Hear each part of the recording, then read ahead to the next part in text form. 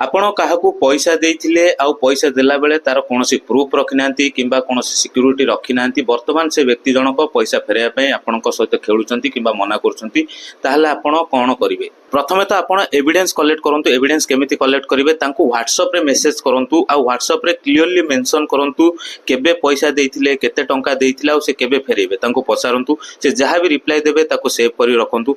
समान कथा आपण तांको सहित कॉल रे कथा ही से कॉल रेकॉर्डिंग को मध्ये रखि परिबे। आ जदि आपण फ्रंट टू फ्रंट कथा होचंती तार भी जदि पारुचंती गोटे वीडियो रेकॉर्डिंग करके रखंतु। परवर्ती समय रे ताको आपण कोर्ट रे इलेक्ट्रॉनिक एविडेंस हिसाब रे देई परिबे। तापर आपण तांको गोटे लीगल नोटिस पठांतु। लीगल नोटिस दबार 15 दिन भितर जदि सी पैसा देई दउचंती ताले भलो कथा। जदि देउ नाहंती ताले आपण तांको अगेंस्ट रे गोटे पुलिस स्टेशन एफआईआर मध्ये देई परिबे। जदि एफआईआर दउ नाहंती ताले कोर्ट रे गोटे मनी रिकवरी सूट फाइल करंतु।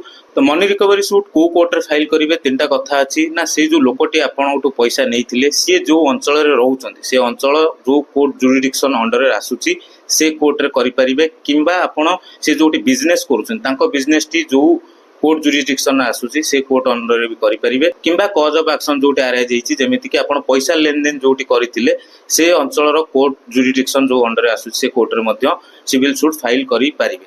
आ गोटे कथा जानी रखंतु मनी रिकवरी सूट फाइल करिवार अवधि समय सीमा हला 3 वर्ष। 3 वर्ष कोड कैलकुलेट करिवे ना जेबे से पेमेंट दबारे डिफॉल्ट कले सेही टाइम रु नै 3 वर्ष भितरे आपण मनी रिकवरी सूट फाइल करि परिबे। एई बळी इन्फॉर्मेटिव वीडियो देखिया पई लीगल बाई को फॉलो करंतु। बहुत बहुत धन्यवाद।